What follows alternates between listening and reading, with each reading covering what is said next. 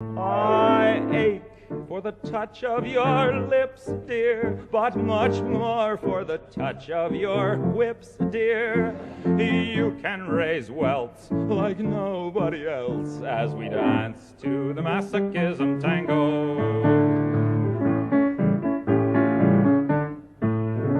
Hi everybody, welcome to this week's episode of the A-Slut podcast. That's advice, sex, love, understanding and trust. We talk about everything that there is to talk about, really. Like I said, there's advice there. There'll be a Q&A session coming up, especially around sex and love. We talk about kink, we talk about polyamory, we talk about swinging, we talk about all of that kind of stuff, which makes it quite interesting, quite fun. And I hope that I'm entertaining to you guys as well. I don't really want to not be. Welcome to all of those that are new listening to this. Welcome back to all of those that have been a part of this from the beginning or whenever you've entered. Just a reminder to you guys as well that you can contact me on Facebook, Instagram, Twitter, all at the A-Slut Podcast. You can also email through to the aslutpodcast@gmail.com. This week's episode, we talk to one of the most beautiful people I know, both inside and out. They are beautiful, by the way. Her name is Shan Gilmore. She is polyamorous, relatively newly polyamorous as well.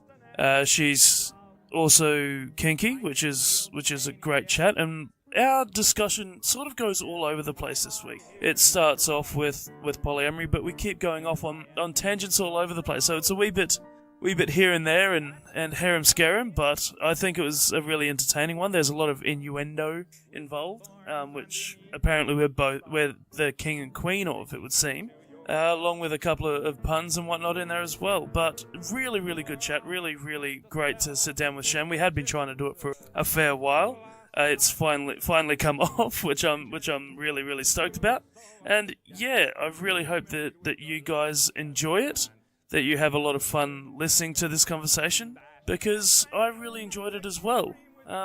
We have a few things coming up. The next episode next week, and it should be a lot of fun with that one. It will be with C from Swinging Down Under. So that's one half of the podcast, Swinging Down Under, who, if you remember, I was on their podcast a few weeks ago, and we have a really good chat as well. And that one went a bit all over the place because she was in Philippines and made it a wee bit interesting for the internet and everything like that. But it was a lot of fun, so we've got that coming up. We've got my Q&A, which I know I've been saying for a fair while now is coming up, but it is coming up. I do promise you that. It's not too far away as well. I've been very, very busy trying to record everything else, and that one's not been to the forefront of what I've been needing and what I've been doing. So that's all right. That will be on its way soon. And I'm going to stop talking now. I'm going to let you guys listen to Shan and I talk about all manner of things. It is a long podcast, I do understand that, but it is, I think it's a very, very good one. So please do enjoy. Take my hand through the flame. I torture you. I'm a slave to your games. I want to chain you up. I want to tie you down. I'm just a sucker for pain. I'm a sucker for pain. I got the squad tatted on me from my neck to my ankles. The pressure from the man got us all in rebellion. We gon' go to war, yeah, without failure. Do it for the fam, dog. 10 toes down, dog. Love and the loyalty, that's what we stand for. Alienated by society. All this pressure give me anxiety. Walk slow through the fire. Like who gon' try us? Feeling the world go against us, so we put the world on our shoulders. I torture you. Take my hand through the flame. I torture you. I'm a slave to your games. I wanna chain you up. I wanna tie you down. I'm just a sucker. Okay, so a very, very big welcome to the podcast to Shan Gilmore. How are you, Shan? Doing good, thanks, Simon. Good. Now this is an interesting, different one for me because obviously I'm not at my house this time. I've come to Shan's house to do this podcast. Her car had stuffed out, and I finished work just down the road. So we thought, hey, this will work. Why don't we do this instead? And we've been trying to get this episode up for a fair while. There's been about 3 or 4 times where we've postponed it and postponed it, and then the whole car thing came up. I was like, no, we're not postponing this again. We're going to do this. So yeah, that was cool. First of all, tell us a little bit about yourself. Most people don't like talking about themselves, but Oh no, I don't mind. good. I suppose, I'm late 20s, originally born in South Africa, and I've done a master's in environmental ecology, and total nerd, love full games, Star Trek versus Star Wars, bullshit, give me both. And a huge Harry Potter nerd. Yes, yeah, as she drinks from her Slytherin mug. Cool.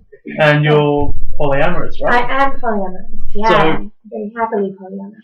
okay, so that's where we're going to start this thing off. Awesome. Because you're only relatively new to polyamory, aren't you? Totally, yeah. I've only been able to start actively exploring it over the last 6 months. Okay, and that's really cool that you've come out and started to explore it. Because it is a wide, wonderful, wacky world of polyamory. So to step into that, was it sort of an eye opener for you?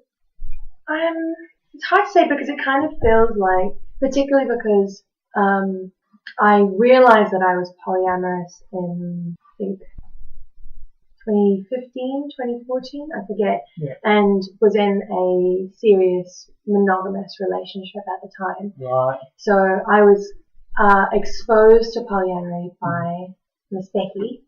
Who's been on this club before? Yes, you know? indeed.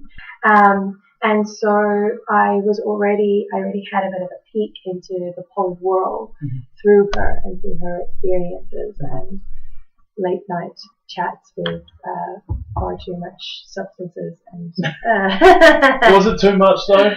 Definitely not. It just felt, to be honest, like for me, polyamory feels as natural as breathing. Like, I like the word you use there, natural, because I feel it's against human nature to be monogamous, to be with one person for your entire life. Where at our core, we are animals, right?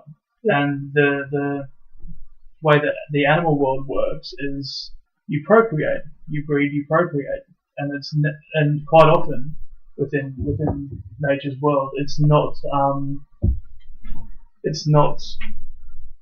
a monogamous situation. In the animal world, in the animal kingdom, quite often you'll see, if you think of a pride of lions, for example, there's one they're male. polygamous, yeah. And it's very uncommon for animals to be in any sort of pair bond for any length of time. Like albatross are some of the few birds that will be in a pair bond. Yeah, I think there's a kind of duck that does as well. Yeah, but it's more common to be all over the place. Exactly, and that's where I see. I won't say polyamorous, I guess I'll say non-monogamous. Yeah. For me personally, I would say that there are some people that are happier, or significantly happier in monogamy. Is that because they've been nurtured that way, or is it because it's human nature? I don't it's know. the whole nature versus nurture argument. Yeah, no, I totally get where you're coming from. And personally, I don't feel that it matters. You know, nature or nurture, it's still part of your core foundation, whether it's being handed down to you physically by your parents or verbally. Very true. Yeah. So, the reason I asked nature versus nurture is because we've just talked about the animal kingdom, nature, and human nature is to be. And I do feel like I do not feel that there's anything in our genetics that would say monogamy or polyamory. But I would say that it makes more historically we've been more non-monogamous, and it feels like monogamy is something that has become very cemented in our society and culture only in the last few hundred years. Yeah, so it's so new, and people are like, it's been around forever. I'm like, no. Go off never Titi, she had a lot of sex. And it's part of how much more progressive people are being, and the hundreds of, or how many of a podcasts like mine that have these conversations that make it more normal. And I heard it the other day on another podcast that polyamory is popular at the moment, Oh, yeah. And that actually kind of irked me the wrong way. Oh, really? Oh, like as in like it's like It's the a new fad. trend. Yeah, like it's a trend, and I'm sitting there going, Yeah. being polyamorous for 4-ish years or so, Yeah. 4 or 5 years, Yeah. sitting there going, it's not a goddamn trend. Yeah, it's like polyamory is not a phase. Being monogamous was a phase. Exactly. Yeah.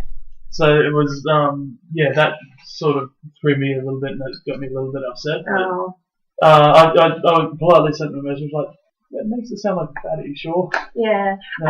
No. Maybe I kind of take it as like polyamory is becoming more acceptable and understood. Yeah. Is what I hope is happening.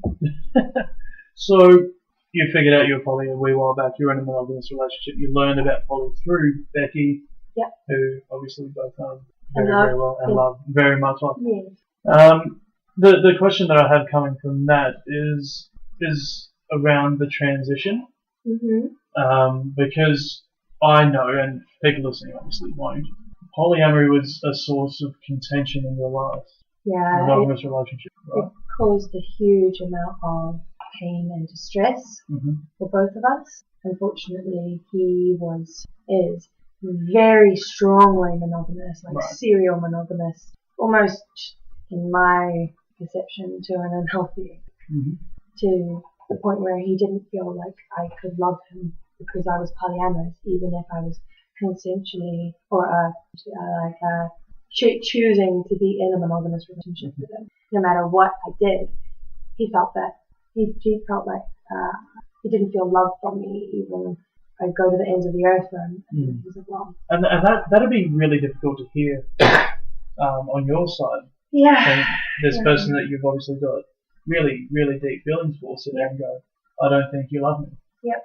Yeah, because you could be with others. I was ready to have a life partnership with him, but then also I would have overwhelming moments where I would think about being monogamous for the rest of my life and squashing this inherent part of myself down and being with someone who hated a part of who I was.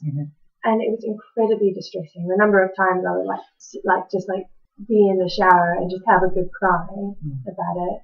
Which really sucks. It's not a nice way to live. No. To just break down every so often. Particularly over something that felt so natural and loving and beautiful. Yeah, exactly.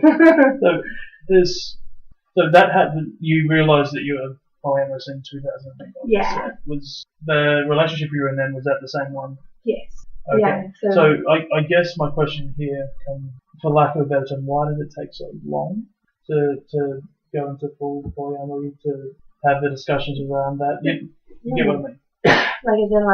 So it took about 2-3 years. Yeah, so my monogamous partner and I were together for about 18 months when I was like, yes, I definitely am polyamorous, and told him about that.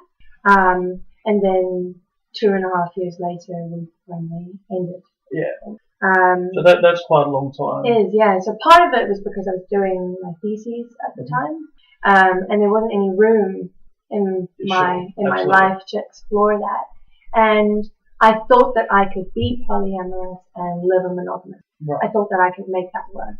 So I was reading The Ethical Slut and Modern 2 and doing my research. So the scientist inside me was like, well, if I can't participate in it in the way that I want to, at least I can learn about it. Yeah, at least I can have part of it in my life. But my partner was so opposed to it that I didn't tell him that I was reading The Ethical Slut for a long time. Right. I would have it at my office at uni.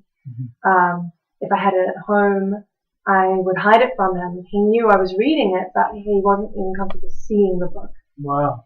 And I eventually asked him at the beginning of last year, 2017, that if by the end of the year if he wasn't able to read the page in The Ethical Slut about from the perspective of a monogamous person being exposed to polyamory from their partner, if he couldn't read those 500 words, then I didn't think that we would be able to make it. Yeah. I didn't need him to be polyamorous with me. I needed him to accept this part of me, and he wasn't able to do that. So that was kind of the turning point where, like, we are finally going to have to give up on this. Mm-hmm. But even then, I was willing to Still go a to heart-wrenching counselling decision, with him, right? and and so eventually he was the one that ended it. And I'm glad that he did, because I am so much happier. Yeah. And Being able to be you. Yeah, and I didn't realize how unhappy I was. Mm-hmm. I had no idea how much monogamy was stifling. Yeah. I think I found that as well. Yeah. Because I found the polyamory scene through kink. Oh, yeah. Because here, where we live in Christchurch, they're very much intrinsically linked with They each other. are. We're all basically just a bunch of sluts who like to get it on, which is fantastic. Beautiful. Got beautiful community here. In saying which, I haven't done a lot in the kink scene recently. I don't have time. Yeah. I work 2 jobs and I do this podcast, and it's all very, very rewarding. The podcast especially is hugely rewarding, which is why I do it. But the work thing does take its toll, and it does get in the way of what I want to do with the kink scene. Yeah. I'll be cutting back a wee bit soon, so hopefully I'll be able to get back Okay. involved and go to some parties and Mm-hmm. beat some people up again, Yeah. and potentially get beaten up, and depending on who the other person is. Yeah. And that's something, and I've said this a few times. A lot of people in the scene here don't. They think that I'm just a dominant, because that's how I portray myself. Yeah, I definitely do. And people who've seen me play have only seen me in a topping sense or a dominant sense. They don't see me on a bottoming side or a submissive. But that's because I'm so freaking choosy if I'm bottoming to someone or subbing to someone. They have to suit me, and I have to suit them. I'm the just same. As importantly. I will much more happily top someone than bottom to someone. Yeah, and the other part of that is knowing the dominant side so well. I won't say I know everything, because you never know everything, but I've been dominant or top for a fair amount of time. I know the ins and outs of them and expectations. Oh, of course. Here I am trying to have a serious conversation. What? And she's all gone red now as well, and she's. Oh no! Damn. How cute. Kill you. In the backyard. Yeah, so knowing that side of things, I have quite high expectations as a sub or as a bottom, because I know on the other side what needs to be done. Yeah, see, it's interesting for me, because I've had so little opportunity to explore my kinkiness, because this person that I was with, were they vanilla as well as mine? They considered themselves kinky, but really they were like chocolate chip. Right. Vanilla with a bit of Right. Yeah. And then there's me on the other end of the spectrum. Yeah, and I'm like I'm super kinky. I love that, like kinky sex is the best sex. Like we talked about this just before we got on the air around kink and sex, and I said something to you that surprised you. Yes. What was it? Can you remember? It was only 20 minutes ago. Yes, I do. But that you had enjoyed being pegged, and that you haven't in a while. Not where I was going. Oh. Where I was going with this is sex and kink are 2 separate things. Oh right. Oh yes. No. That didn't surprise me. I knew. Yeah. No, I totally understand that. Yeah. Oh, you seemed like you had a surprise look on your face. Oh, I suppose it's that you seem like a very sexual person. Yeah, it's like a very sexual person. I am, but I'm not at the same time. Yeah. The sexual person in me is more around intimacy and closeness with another person than the actual act of sex. Like for me, there's nothing. Oh, there's probably only one thing for me that's more intimate and more sexy than leaning in for that kiss, and you're that far away. You know, you're a couple of centimeters away from it, and just that anticipation. Yes, that's beautiful. That's one of the best moments. Yeah, absolutely, totally. Absolutely. So when it comes to me saying I'm not a sexual, I am, but not in the penetrative sense. So it's like it's not the stereotypical. Yeah, kind of. Exactly. Yeah. I love getting my partner off. I will do that as much as I can. Yeah, I can totally. And it's not penetrative. Yeah. It's one of the things. So one of the books that I love, and I just want everyone to read, is "Come as You Are" by Emily Nicole. Now, we've talked about this last time I was in this house. Yes. You came and shoved it in my face. I did, yeah. No, I'll shove it in your face whenever you want. And this was during this was during a Q&A session of which I'm actually pulling questions from for my Q&A podcast, which is coming. And I remember thinking at the time, damn it, I should have my microphone and stuff here so I can record this Q&A. It was a poly meetup, and I ended up doing basically an interview. Yeah. Really, and that's where that came up. But yes, sorry, I digress. One of the books you really want people to read is Come As You Are. Yeah. So for me, there is an assumption that men and women are will experience sexuality and sexual pleasure and sexual excitation in very similar ways. Whereas there's something called sexual non-concordance, where essentially it's the overlap between wanting sex and being sexually aroused.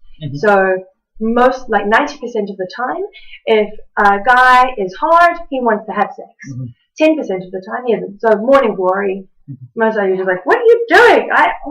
Every morning. Yeah. That kills me, because I'm like, okay, cool, morning, well no. Yeah, because it's your body is just... It's not sexual. Yeah, exactly. So it's just your body...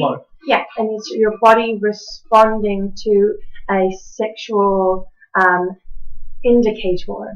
So it's physical, not mental. And I talked about this with Pricey as well, who's been on here, so it's fine, I can use his name. And it was, I think the word he used was sexual disconnection. Yeah, I think it might be because Pricey and I have been chatting about it. Right.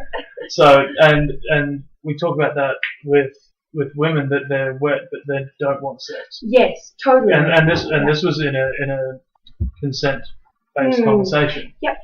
Yeah, so one of the things Emily Nagoski talks about, and she's done a huge amount of research around this. She's Well, you don't write a book without doing research. Yeah, but it's also her PhD, so she's done experiments and Anyway, and there are a number of cases where a person will experience orgasm during rape, and that is often in the past being used as, well, it wasn't rape if you can. Yeah.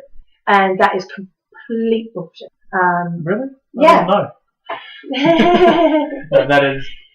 Yeah, because it is a physical response. So for me, in terms of the kink side of things, it has taken me a long time to be comfortable saying, and very firmly saying to someone, I do not need to come for us to experience a good time. Yeah. If I don't come, it doesn't mean that I haven't enjoyed what we've done. Don't get your ego all up in this business. Yeah.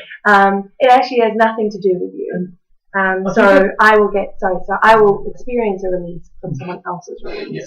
So in that, I think that's why a lot of people, well, I won't say a lot of people, but people enjoy playing with me, because there's zero expectation of anything actually sexual. oh, cool. I've still released endorphins. I've still, really enjoyed what's happened with the scenes that I've done, and some of them have been absolutely fantastic scenes. I think I've spoken to you about my Pants with the Opera on before, have I? I was there for one at a play party.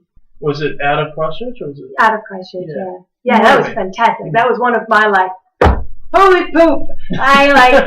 This is amazing. I think a lot of people thought that night as well. But coming back to the conversation we're having, there was really nothing sexual involved with that. The closest thing to anything sexual that happened in that scene was basically just a rubbing. Yeah. A massage kind of rubbing sort of thing. And I think the person I was playing with. Yeah, and that to me was a true realization that that they're not one and the same. And that was wonderful for me, because it meant that I could experience it. I made someone learn something. Yes, you totally did. Yeah. It just made me feel that much more comfortable to play and experience without this need to bring someone to any sort of conclusion, as it were. Well, there's always going to be a conclusion. I mean by conclusion. You mean orgasm? Inferring an orgasm. Yeah. But yeah, like that conclusion doesn't have to be the physical response of coming. It can be that mental release. So like orgasm can come in, and this is also in Come As You Are. It's a spectrum. It can result in ejaculation from male or female. It can be just that sexual release. So I'll often experience a sexual release when my partner orgasms. Right. Of just this like, I don't need an orgasm. You've done it for both of us. Oh, bliss. Empathy. That's empathy. Yeah. And I had this conversation as well, where people get empathy and sympathy mixed up. Empathy is feeling what other people feel. Yeah. Sympathy is feeling sorry for someone. Yeah, I didn't really mixed up. Yeah. So obviously empathy is, you've just come, that makes me feel amazing, that's my release. Yeah. And that's basically what you're saying here, really, isn't it? Definitely. Yeah. We sort of rushed through all of this. Rewind back to where we were actually talking about when it came to transitioning to poly. And you had this big 2.5 years, and you finally get this ultimatum of, if you don't read at least this chapter about being monogamous in a polyamorous couple, and then he ended it. From that point, obviously you grieve, you mourn a little bit, because that's a big part of your life that's just flipped on its head, right? Yeah. What happens from there for you? What happened? What did happen? Tinder?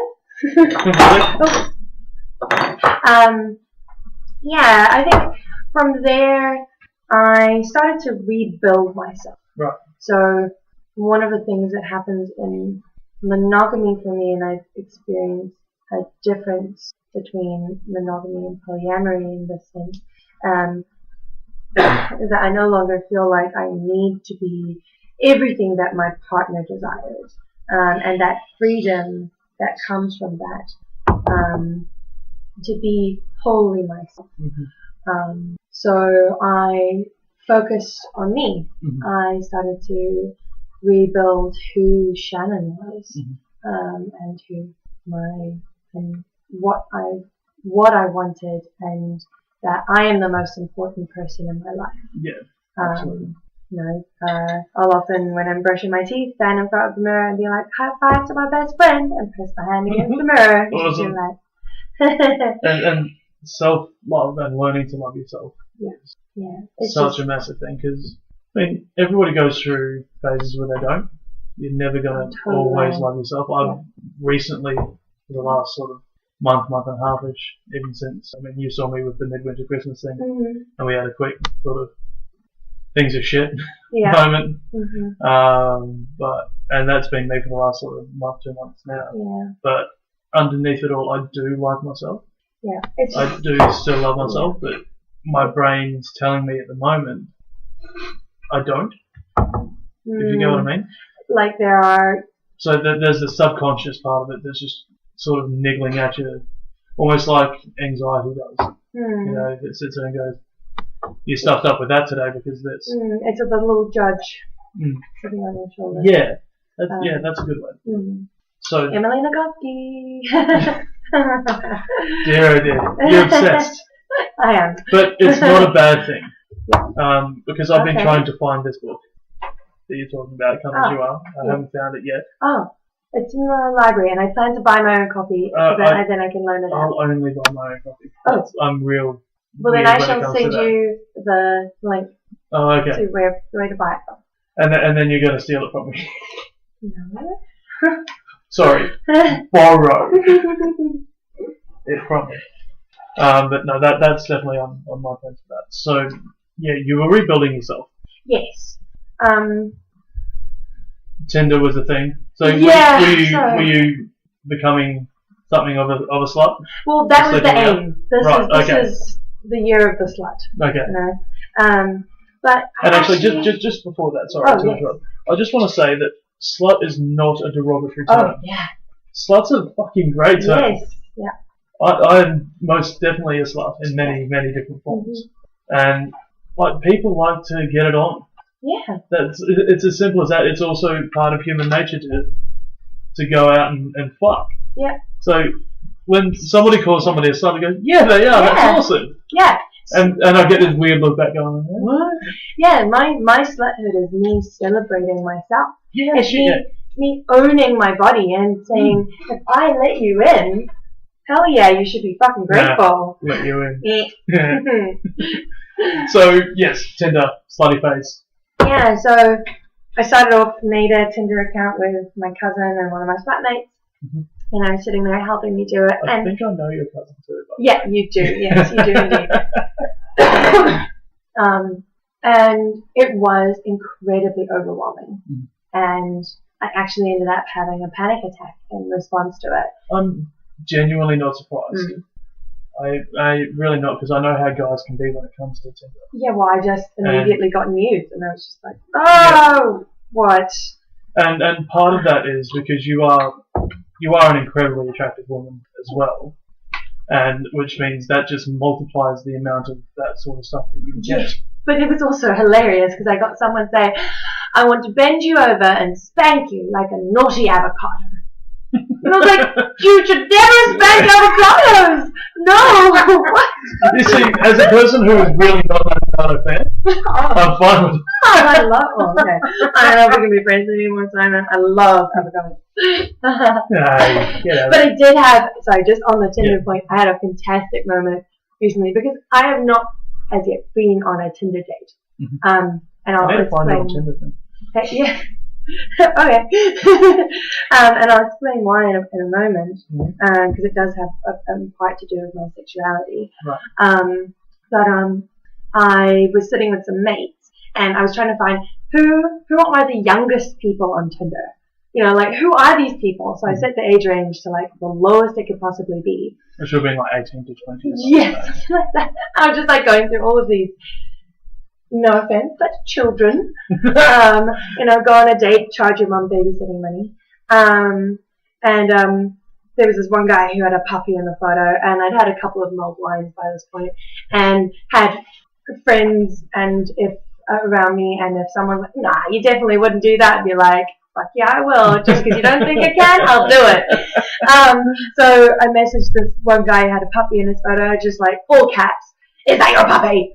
And then immediately the next person after that was, his photo was of him with a Kia. So swipe, match, is that your Kia? And then he responded with like, no, they're endangered. I don't think you can own a Kia. And I was like, oh well, too bad. Unmatch. So I enjoyed Tinder for the amusement side of it, but for me, I'm also a sapiosexual and possibly a bit demisexual, perhaps. So sapiosexual being attracted to intelligence. Yes, yeah. The smarter someone is. Do you know who it is for me? It's Professor Brian Cox. Oh, yes.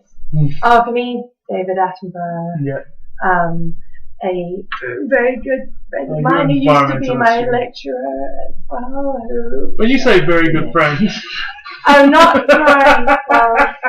He's probably married now, but like he's 70 now. Which I'm just like, well, how do you navigate that age difference? Easily. Hey, how about it? Are you secretly 70 and you just have fantastic plastic surgery? Oh, right. That's good to know. No, but no, I was saying that from your point of view. You walk up and you go, hey, let's, you know. And I'm sure they would. Maybe. You're thinking about it now, aren't you? Oh no, I thought about it a lot. So anyway, you're sapiosexual, which is attracted to intelligence. Yeah, and demisexual in the sense of like, when I get to know someone, the more comfortable I am with being sexual with them. So for me, Tinder, I'm like, yeah, you're hot, but, or like, well, I'm interested in you, like, you had something funny in your profile or a cool photo, but I just don't want to do anything with you. And like, having someone like my first Tinder foray that resulted in a panic attack was my cousin was essentially saying like, you know, like, lol, like just get him to send nudes, just have him come over, you know, like jump back into the. Sounds like that. Cool. Yeah, definitely. Yeah, she would very happily be like, right into the bedroom, cool, I'm done, get up.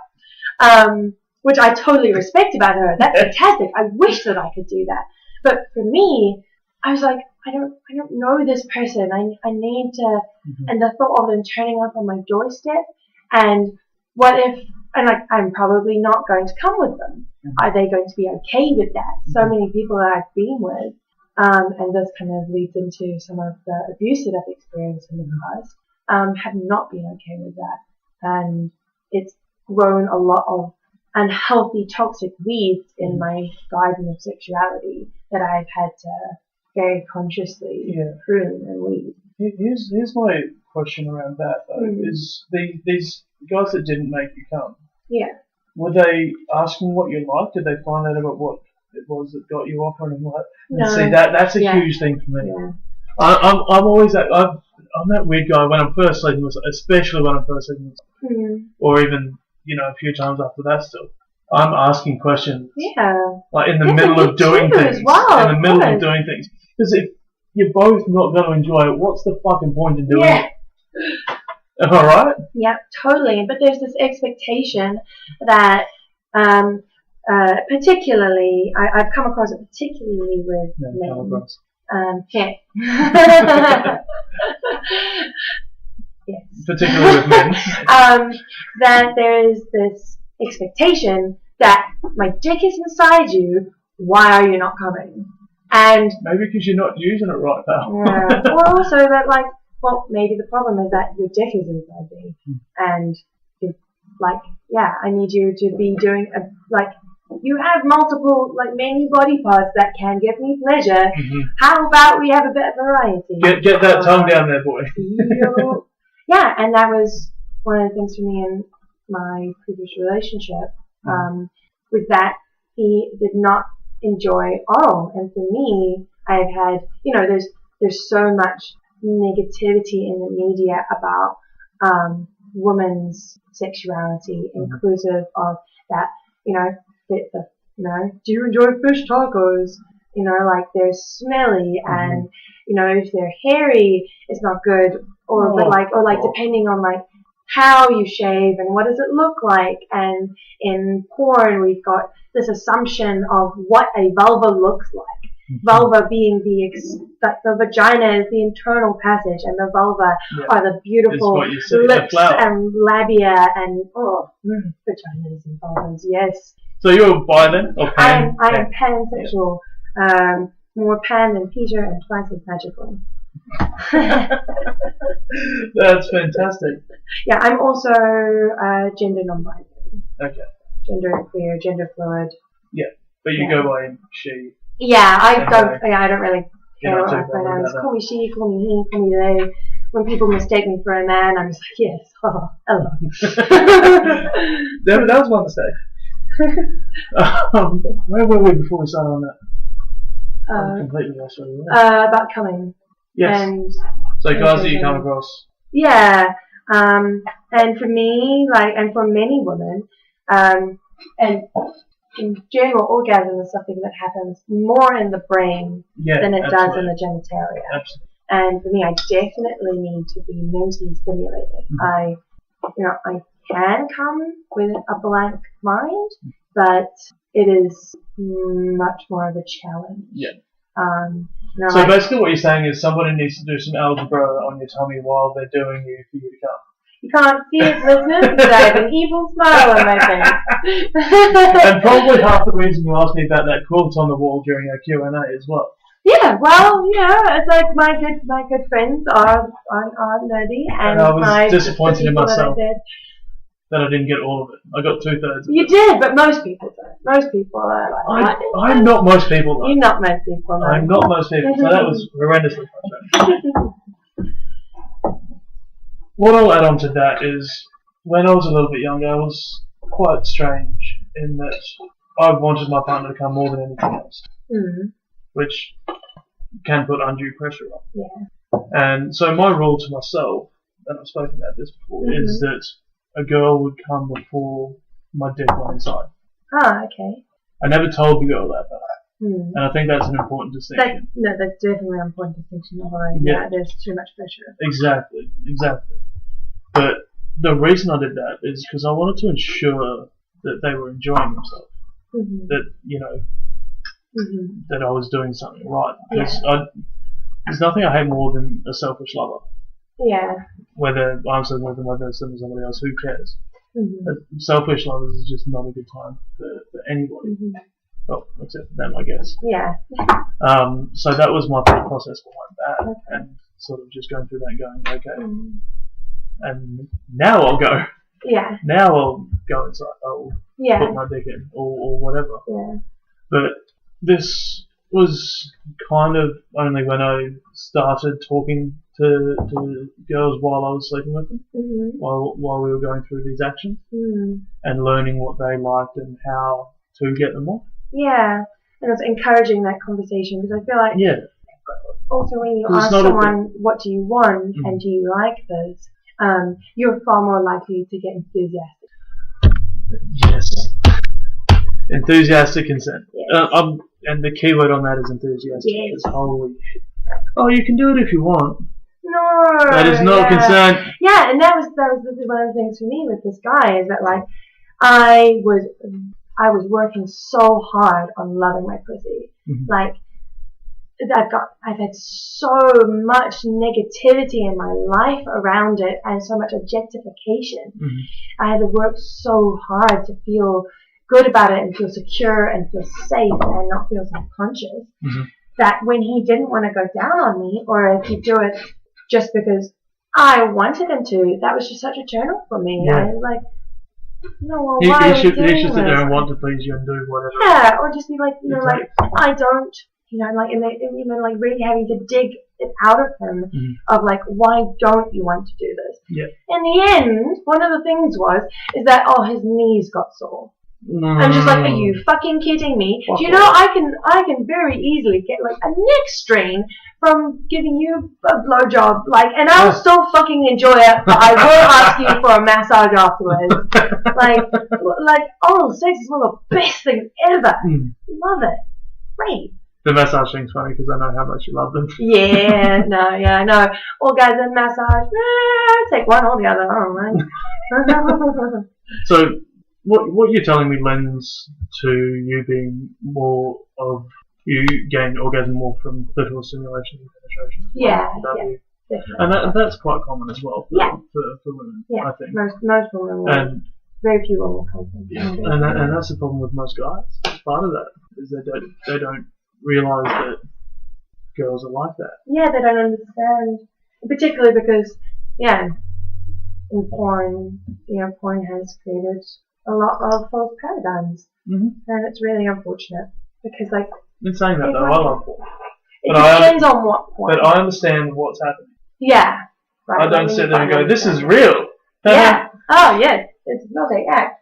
Yeah, I love like my favorite website would be like Cocky Boys, and it's all guys and very like consensual, and very obviously everyone's enjoying it, and so like if I can, one of my biggest problems with porn is like the social welfare side of things. Yeah, I don't know if that person is there because this is what they love to do, or because this is the best way that they can feed their family or support their addiction. I think it's more professional than what it used to be with regard to that side of things. I think most of them it's actually a choice, but of course we don't know that for sure. Yeah, and there still is a lot of sex trafficking in the world, like which it gets glossed over. But hey, we've got Foster Sister, which will help with that. Have you heard about this? Sister Foster? No. It's the law in the US that they brought in to try and combat sex trafficking. Where websites that have anything around sex workers or anything like that, if something happens to that sex worker, they can be found liable for it. Okay. So say somebody's up on Craigslist, for example, as an escort. Yeah. And they get assaulted or they get murdered or whatever. They can fall back on Craigslist. So all of these pages like Backpage and stuff like that have now been taken down. Because the companies don't want to be found. Although, does that mean that then it goes more underground? That's the problem. Yeah. And they put it under the guise of anti-sex trafficking. Yeah. Which I don't agree with, and a lot of people in the States don't agree with. Yeah. I mean, it's definitely like, it's a move in the right direction, right? Like, we're starting to encourage those with the power to take responsibility, but it needs to be done a different way. And another book that you might enjoy is Half the Sky, which talks a lot about people travel. No. Is a big topic.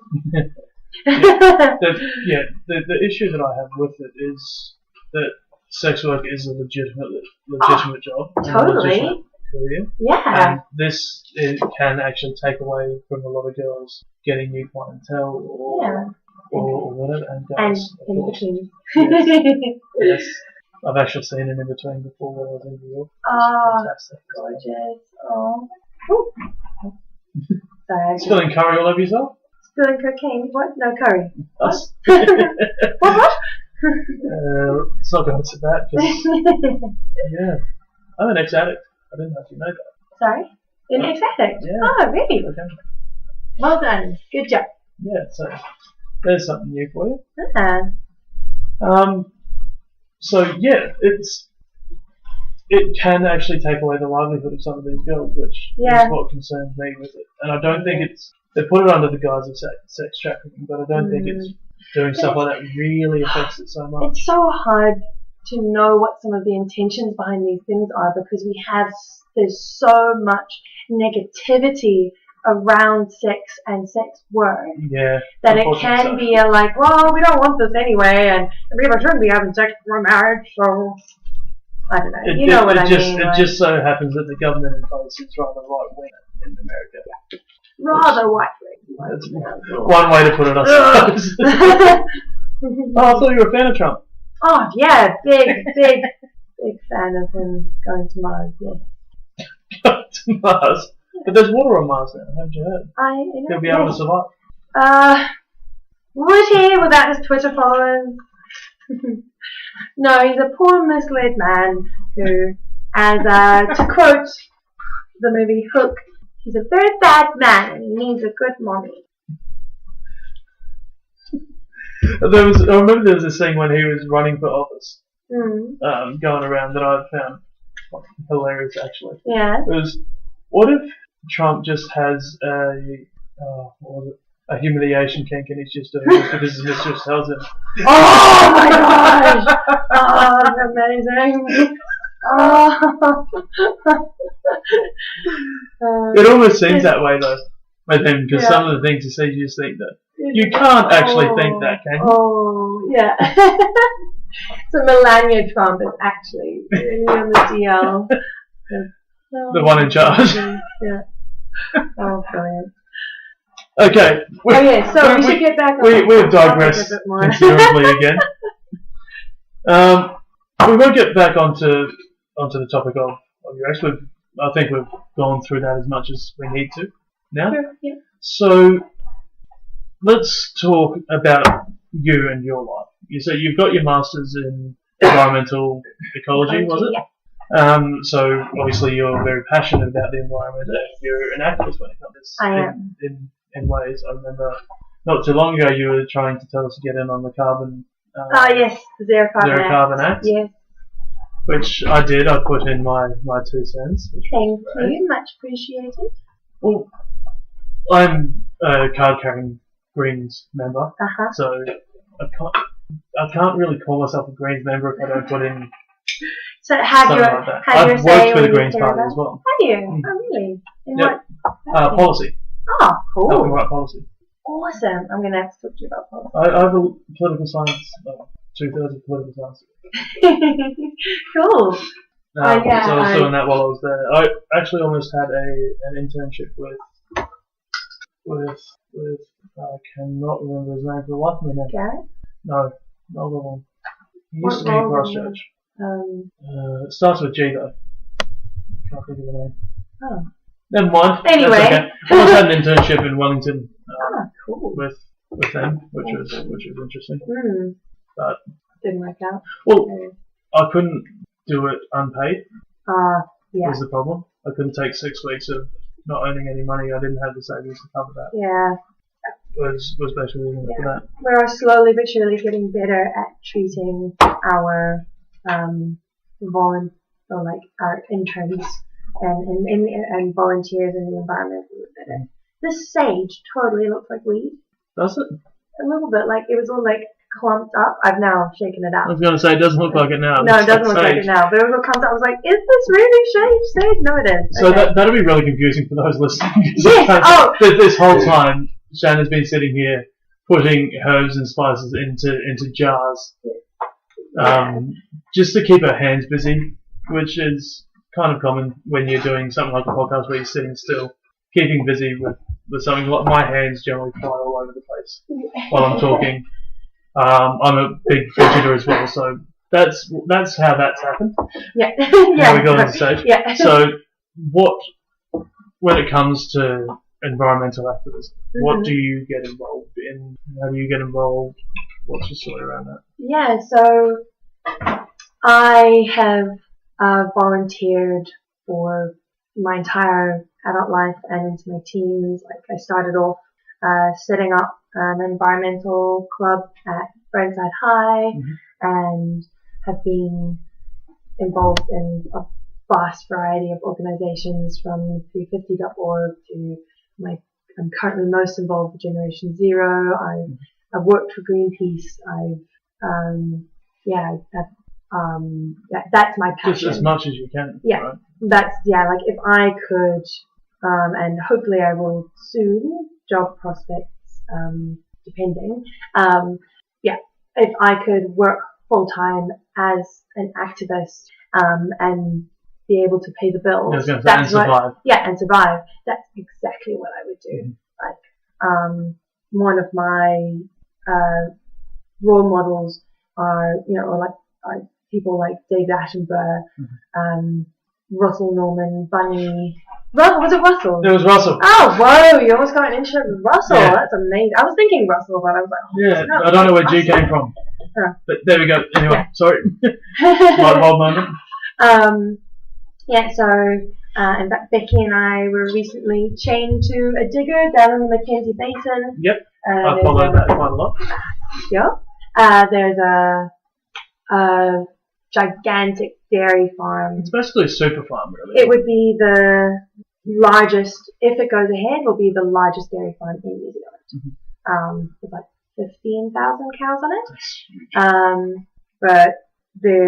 So we shut down operations on that site where they were putting in huge irrigation pipelines to take water out of Lake Pukaki, to then irrigate this. Just everything about the Mackenzie Basin is, the next most unsuitable place to have a dairy farm would be in the desert, which they do all over the world.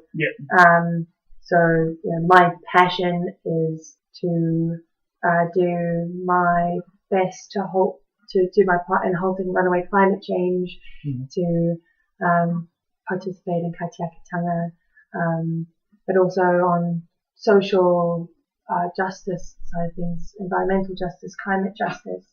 And one of the reasons why I most wanted to be on this podcast is because I feel like it's incredibly important for the welfare of people around the world to be talking about sexual health and wellness, that sort of thing. And one of the best ways that we can halt runaway climate change is by educating a woman, giving them the opportunities to have agency over their own lives and bodies, and around birth control and sexual health. Absolutely. So going into that, and going into that sexual side of things again, when did you lose your virginity? I was 19. Ooh. Yeah, I had my first kiss when I was 18. Oh. Yeah. Very, very shy growing up. That's very different to who you are now. I'm still shy. I just do a better job of hiding it. Still baffled with low self-esteem. That bit I'll never understand. Yeah, abusive father didn't help that. And that's actually one of the reasons that we had to postpone one of these podcasts. Is an issue around your father. Yeah, he turns up and tries to force me to have a relationship with him. And Yeah, it's just not going to happen. No. But let's not go too much into that. So you were Yeah. 19. How did it happen? Was it good? It's a good experience or not? It was okay. I'd been with this guy for a year, and we both had our first kiss with each other. No. You know, it was first for all of us, first date, first everything. And it ended up like that sort of stereotypical losing one's virginity of penis into vagina was accidental. We were kind of... It just slipped. It did kind of slip. Like, you know, we were like dry humping and, you know, like sort of full toying with penis at entrance, and it just slipped in. And then he ended up getting really angry with me that I allowed that to happen. And It's a little bit rough. yeah. Considering he was the one who's made. Yeah, and he was the one on top as well, and yeah. And having had an abusive childhood, I apologized. I felt really bad and tried to make it up to him by like trying to make our first time really special. Candles, rose petals, all that bullshit. Sounds adorable. To be fair. Yeah, it was pretty cute. And I was with him for almost 3 years. So the first time was fun. Yeah. It wasn't anything too. Yeah, there were no There's violence, no horror stories. fireworks. Yeah, it wasn't terrible, but it wasn't amazing. Okay, and you had your first kiss when you were 18. Yeah. The next one sort of comes as part of that. Mm-hmm. Masturbation. Do you masturbate now? I do. You do? Yes. Obviously you watch porn, you said. Yeah. I very rarely watch porn. It's more of like that. So I experience a lot of sexual non-concordance, and I find it very difficult to reach climax. And it's definitely, I need to have, like, context is so important for me. And feeling safe and secure, which is actually one of the things I love about kink, is there's so much conversation and consent and stuff, and just like, yes, you can beat me into a pulp, that sounds great. And yeah, masturbation is actually, it's a really good question, because I received zero sexual education. I was going to ask about as well. Yeah, so like when I was a teenager, I was exploring Christianity, and when I was first experiencing, like, my first experiences of masturbation was, I didn't really know what it was, but it felt good. Yeah. And I think that's everyone. Yeah, I think I had my first orgasm when I was like 12 or something like that. Right, so when did you first masturbate then? I think probably around the age of 12. Okay, that's so. That's quite young. I think I was about the same as well though. Because I was a relatively early developer when it came to that. Yeah, I mean, I spent a lot of time alone in my room reading. So reading, yes. Yeah, is that what they called it in those days? Yes, in South Africa, that is. Yeah. No. But then, as I began to explore Christianity, and there was a lot of that negativity around any sort of sexual pleasure. Any kind of pleasure. Any kind of pleasure. Yep. It actually was one of the things that led me into self-harm. Right. Was I would really struggle to control that urge to masturbate. Of course, would then masturbate and then self-harm, because I felt like I needed to flagellate, to punish myself. Yeah. Or because, like, God would have seen that and he would have been watching. And in the end, now you just think about it, someone's watching, that's all.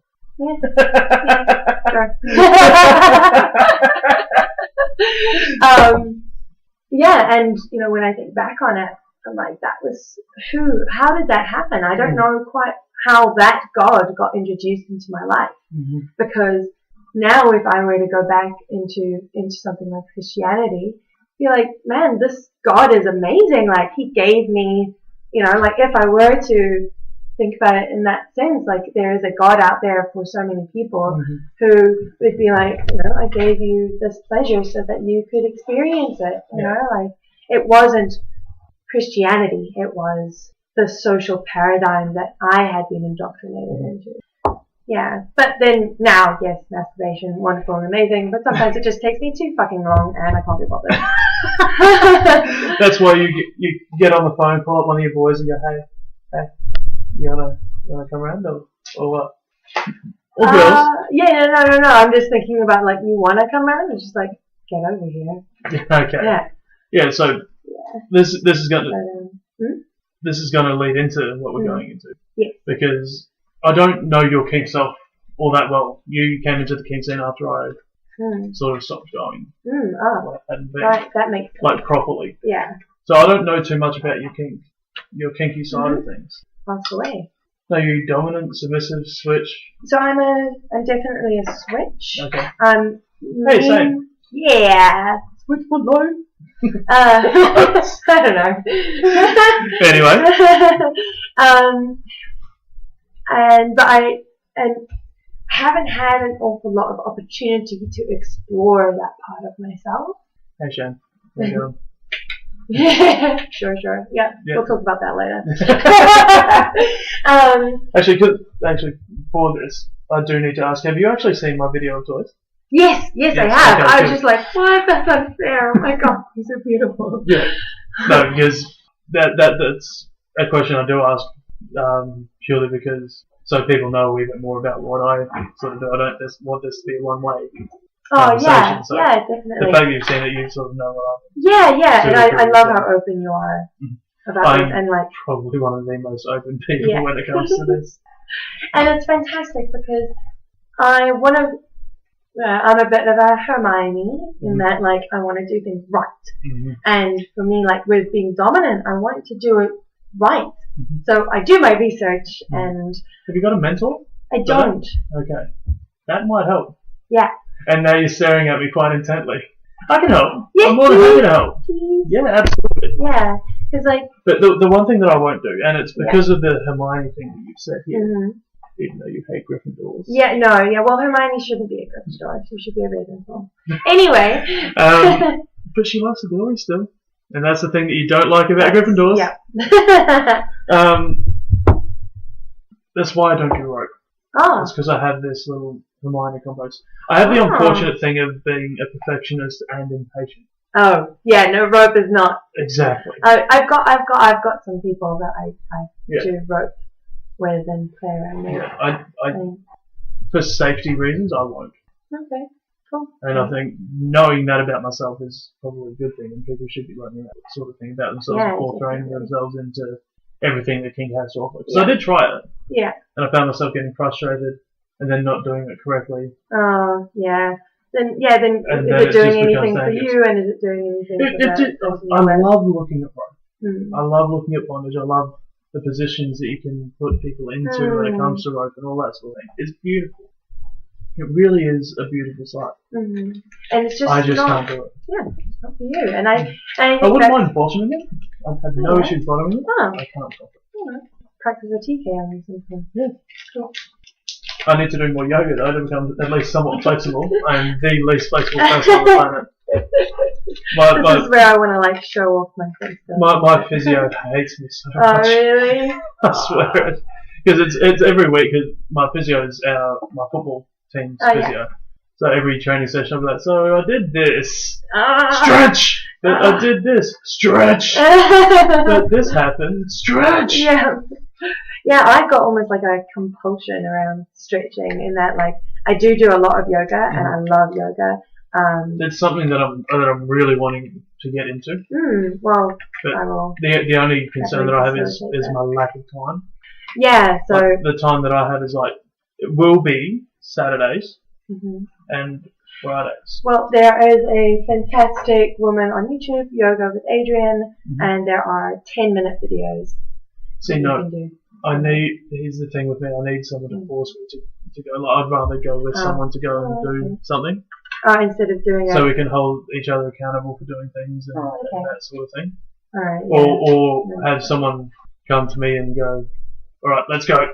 Yeah, we're doing it now. We're doing it now. Well, we should do some yoga after this, if you like. Why not? There you go. Sounds good. Anyway, we go off topic quite a bit, don't we? Yeah. So back onto the kink side of things. Mm-hmm. What are you into? What do you know you're into at this point? Because obviously there's a lot of things you haven't explored. Yeah, so there's a lot of things so there are a few things for me that when I think about it, it's, it's not my yum. Mm-hmm. And bodily fluid play. Mm-hmm. I think about it and I'm just like, yeah, it's like a lot of cleaning up. Here's my one thing with that. Yeah. There's nothing more intimate than someone giving that blood. Oh, yeah, okay, so... bodily fluid that is... Yeah. For me, it's just... So maybe maybe I should clarify. Oh. So pee and poop. Yeah. I'm not interested. Yeah. No, thank you. But... Neither am I. I think, it's niche. Yeah.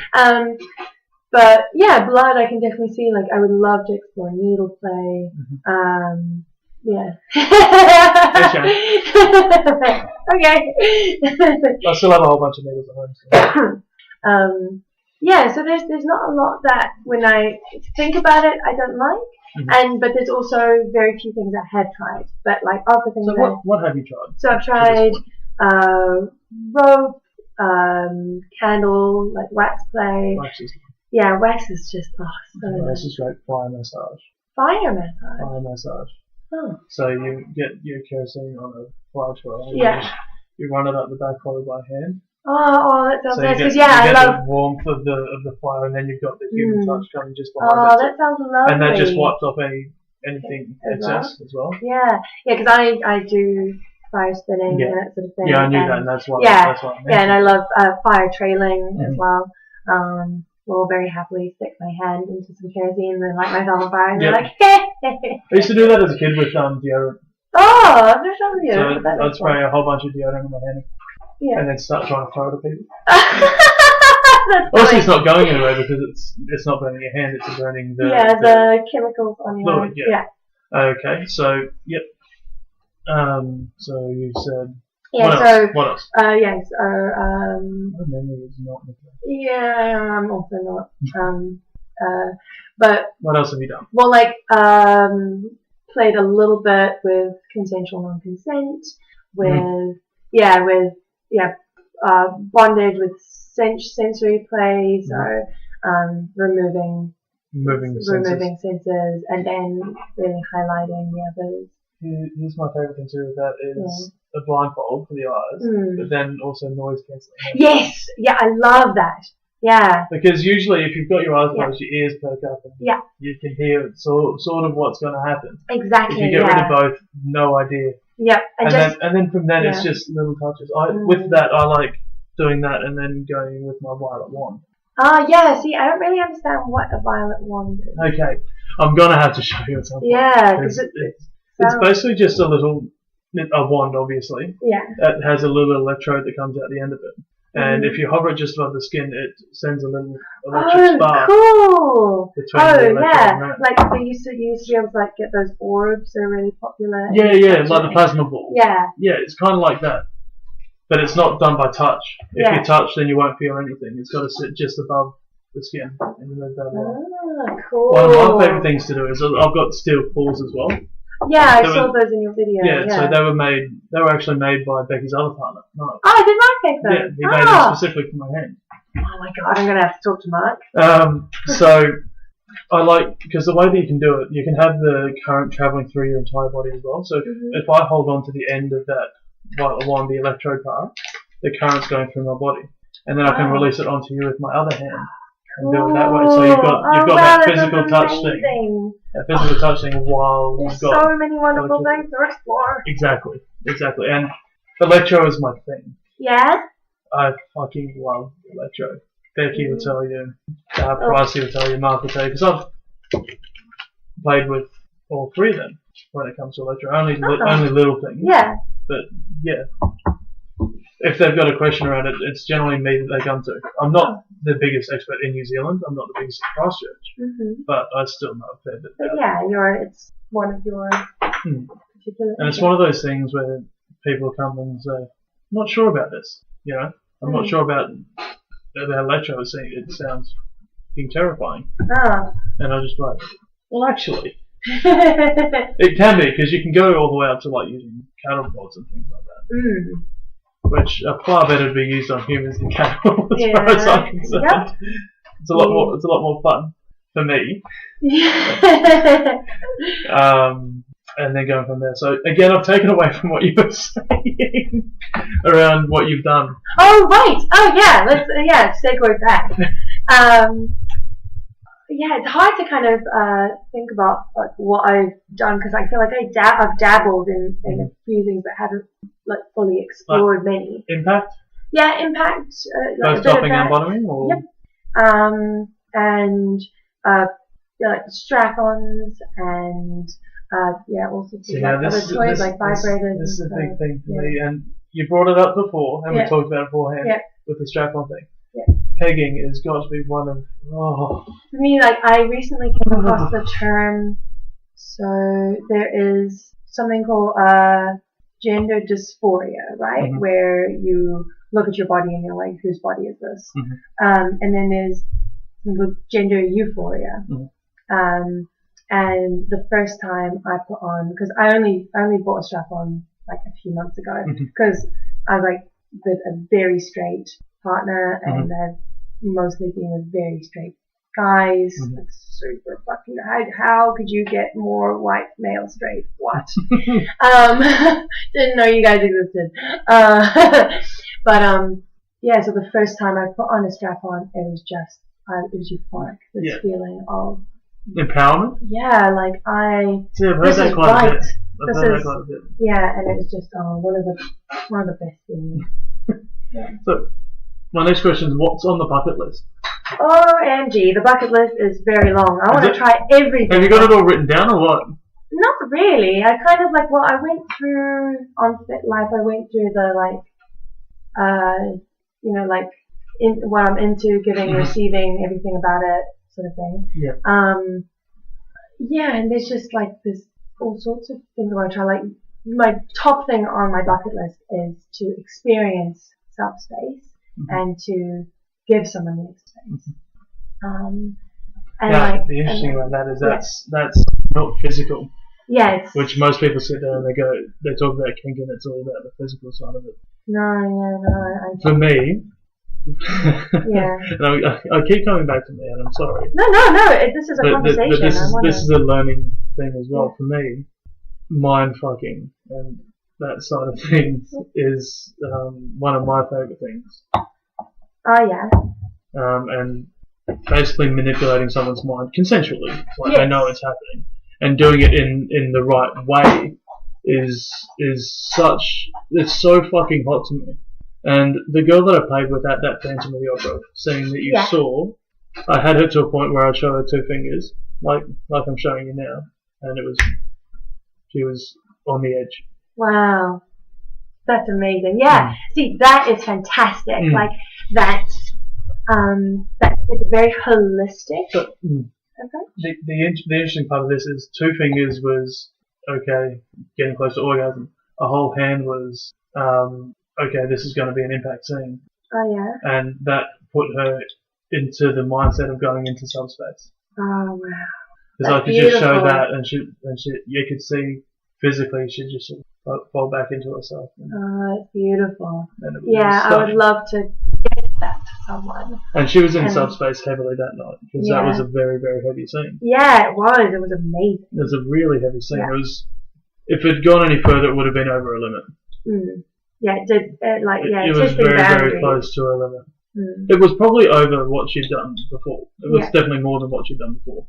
There's no two ways about that. But I was keeping in touch with her the whole time. I would have seen me kept going home to her. And her drop after that was quite large for a while. I had to get somebody else to look after her for a little bit before I drove her home. Oh, okay. Just because it was intense. So she was on the couch, she was having cuddles with somebody else while I was cleaning up the scene and everything like that. I didn't expect her to after that. You know what I'm saying? And her subspace from that point, and her high was so large and so great that drop. Yeah. And I must say that one of the things for me about subspace, that one of the reasons why I want to give it to someone is to look after someone afterwards, I love that. Like giving, like it's a kind of a bit of in my mind, without, having experienced it on either side, a bit of a role reversal almost in a way of like, you gave me everything and now I want to give you everything. What do you need? How can I care for you? And just, for me, that is so beautifully intimate and so romantic.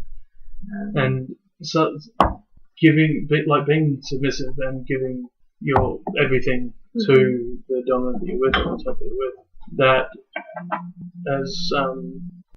that is a really weird kind of feeling to go through. And as a dominant in that situation as well, it's such a great feeling to be feeling that being given to you, that submission and that sort of, this person wants to give everything to me. Yeah, I love, and that, to me, there's nothing more, it's so sexy as well. Because like you, it's so clear that you want me. Yeah.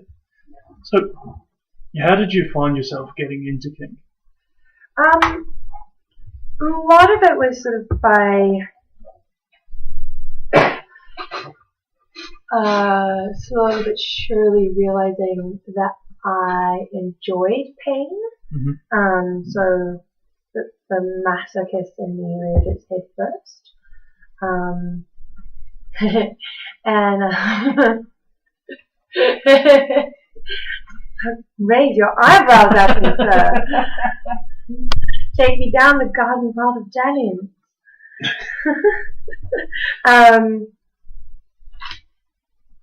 I don't know. It seems like such a cop out to say it, but it did feel like it happened very organically. That's not a cop out. It's how it's happened. Yeah. So like. So this was with how old are we talking? So I think it was probably with my first boyfriend. The one you were with at high school? Yeah.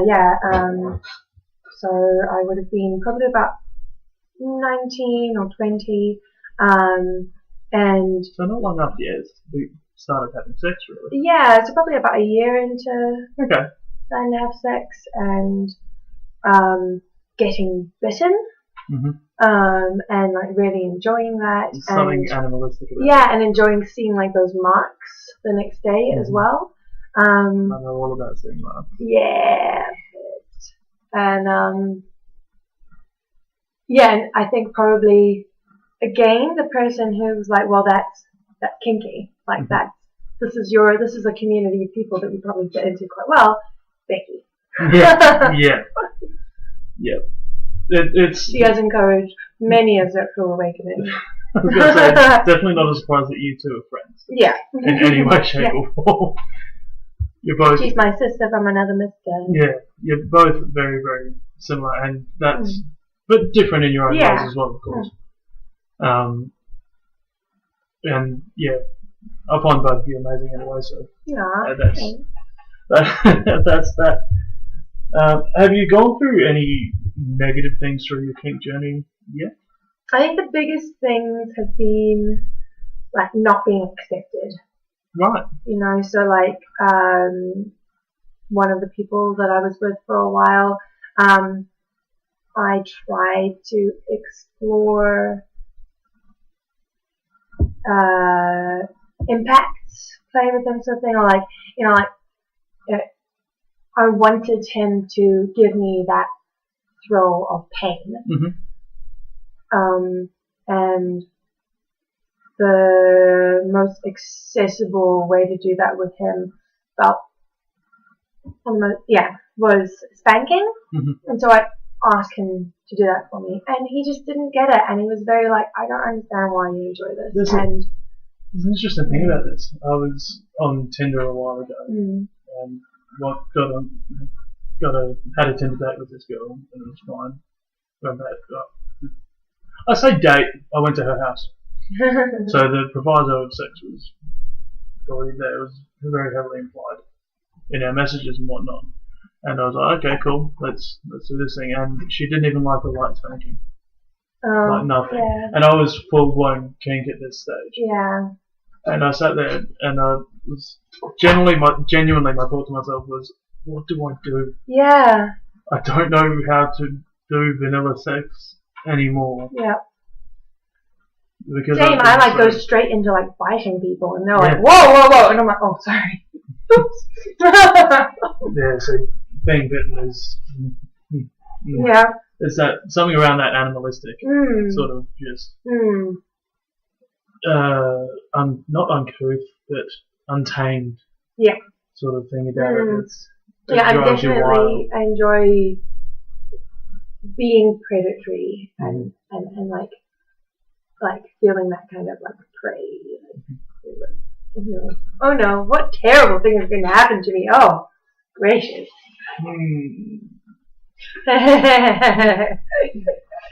Nothing going through my name at all. Yeah, I totally. Through my name, through my mind. Well, definitely getting into that animalistic side of it. Okay, so moving on. Oh, no, one more thing to do with kink. You use a different name during the kink. I do. During the kink scene as well. Why? What is it? Why? Partly, it's a little bit like the sense of putting on a mask in a way. When I use the name Phoenix, I'm more able to to be a part of myself that has been squashed down by society, and I'm more able to sort of revel in that part of myself. So like a phoenix rising from the ashes. Yeah, and I've always I've gone by the name of Phoenix. Like as a kid, it was a nickname. Right. So pre-Harry Potter, not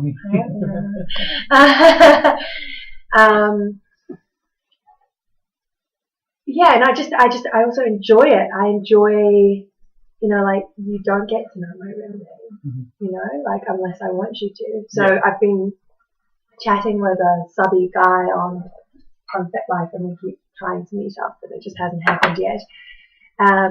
And he asked me what my real name was, and I was like, I don't want to tell you. And he was just like, oh my God, okay, that's fine. And I was just like, yes, indeed. Well, you have no choice in the matter. You're just going to have to accept it as fine. Yeah. That's kind of cool. That's that sort of power game sort of thing coming through. Exactly. Do you know his? I do. So that creates that disparity there for that exactly. That's kind of cool. Yeah, I love it. So we've talked a lot about kink now. One last thing that I really wanted to touch on, because we have been going for close to an hour and a half at this point. Yeah. Which is fine. I love the in-depth talks that you can have on a longer podcast as opposed to having to keep it to a short one, which is why a lot of mine go for an hour and a half, an hour 45, just because I get interested and I want to keep talking. Yeah. So you're in a relationship at the moment, am I right? Or I'm dating a couple of, a few different people. Okay. Cool. We've yet to put labels. Yep, which is absolutely fine, yeah. right? So the real question I'm asking as coming on from that is, what do you need from your relationships? Okay. Do you need different things from different people? Do you want them all to be quite similar? Do you need kink from one and vanilla from another? What do you need? Or what I feel do you like out of each? Yeah, so I feel like I definitely receive different nourishment from different people. Right. So I am quite a multifaceted individual. I have a very broad range of things that I enjoy, and I'm very busy. I do a lot of stuff. I know you're busy. Yeah. And that's why it's taken us 2 months to try and so I definitely I definitely struggle to have vanilla sex now. So I do need that from my partners, and and like from everyone that I'm involved with, I need to have I need all of the cards to be on the table. Yeah.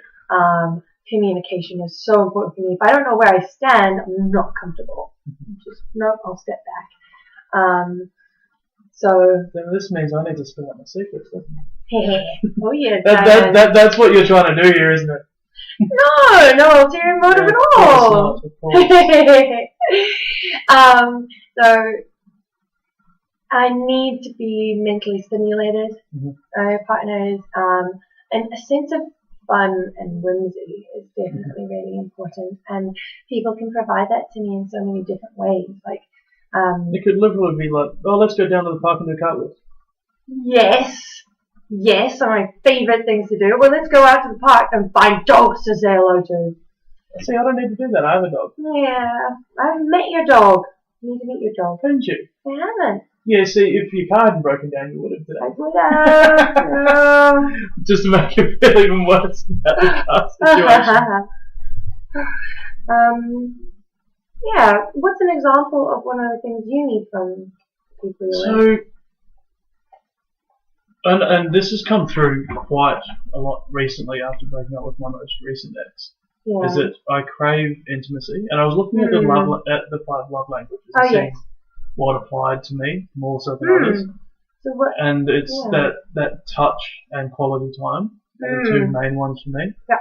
Like, there's nothing better for me than just sometimes just chilling in bed in the arms of a partner. Totally. I definitely need that. Like, intimacy is my biggest thing, and that's part of the reason I've been struggling mentally this last 2 months since this breakup, because I haven't had anything like that. I don't like being single. It's an odd feeling for me because I've always had some sort of something with someone.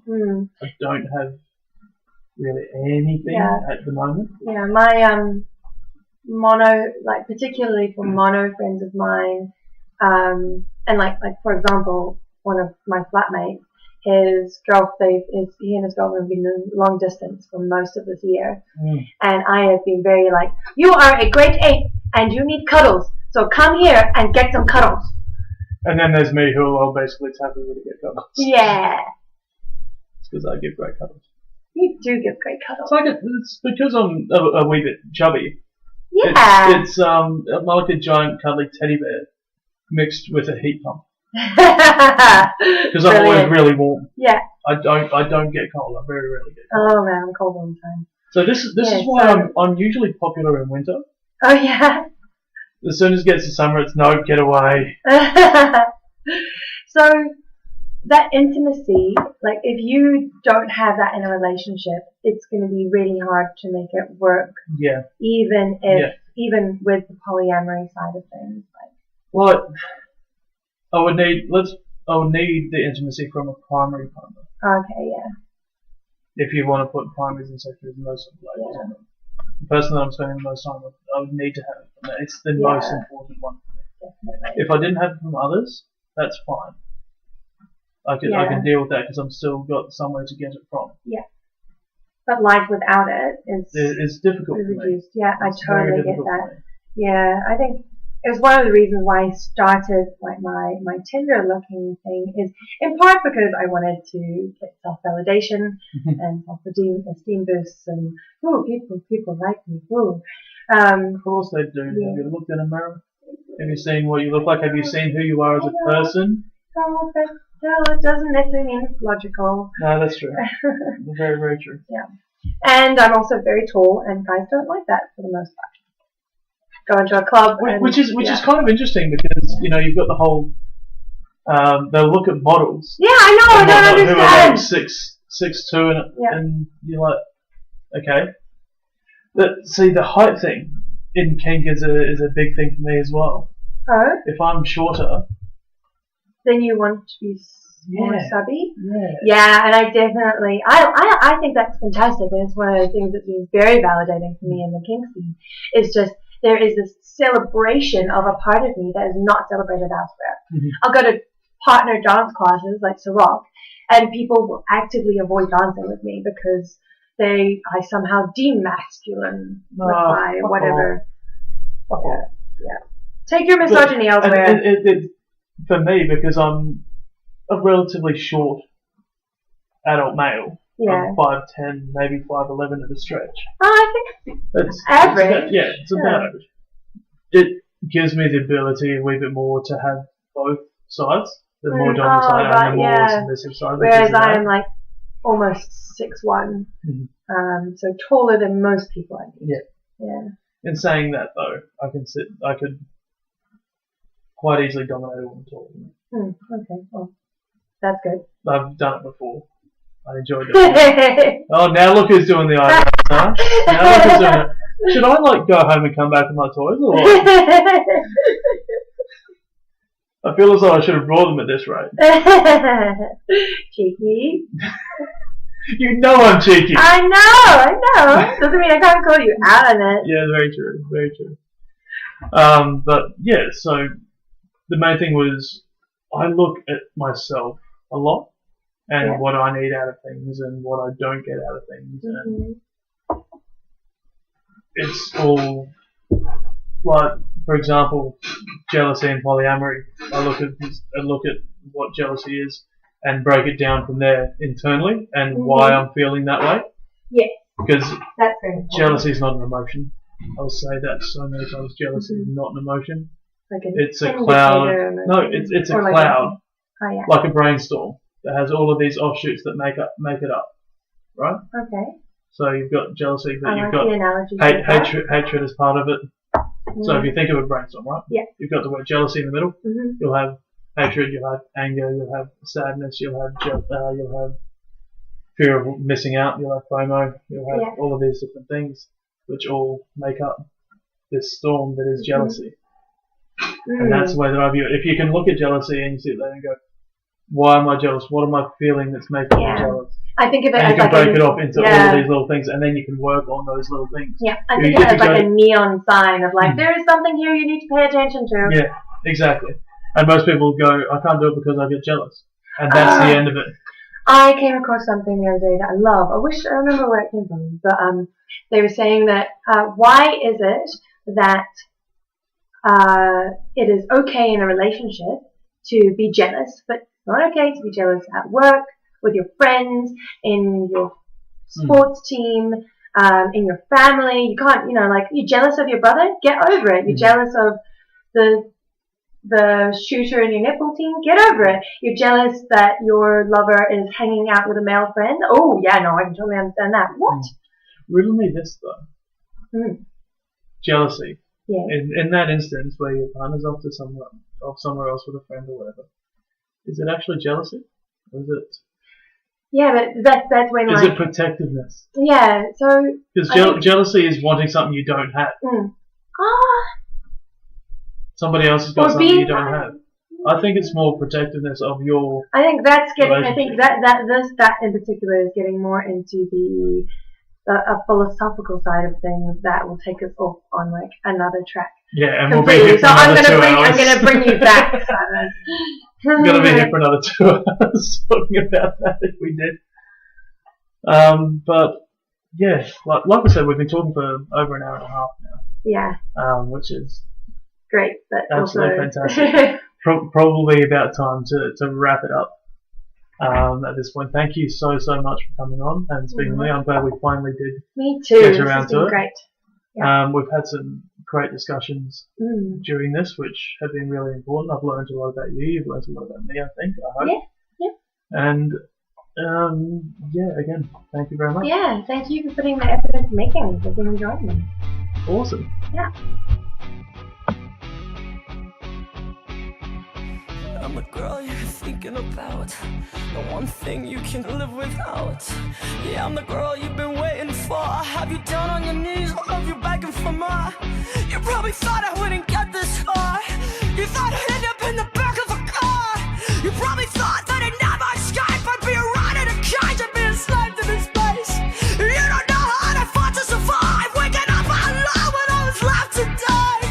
And you don't know about this life I've led, all these roads I walk, all these stairs I climb. So how can this be? You're praying to me. There's a look in your eyes, I know just what I mean.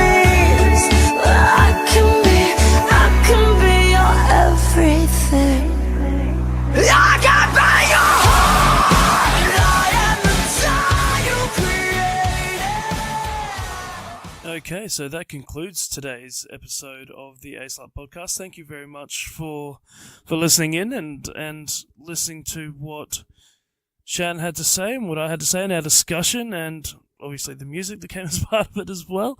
I always enjoy including the music. I have gone for a bit of a different style today in that I haven't included the background music just due to some feedback from people and whatnot, so that's something a little bit different. So, yeah, really, really happy with how that went. Really, really good to talk to Shan. Like I said, she's just an amazing human being in every sense of the word, so that's always a great time talking to her. Thank you all for listening.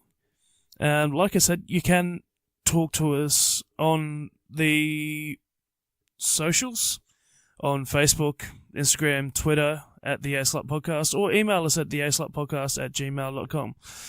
Also, like I said earlier, we do have C from the Swinging Down Under podcast on next week, so that'll be a lot of fun, and coming up will be my Q&A session as well, so keep tuned, keep looking for that, and we'll talk to you soon. Thank you very much for listening.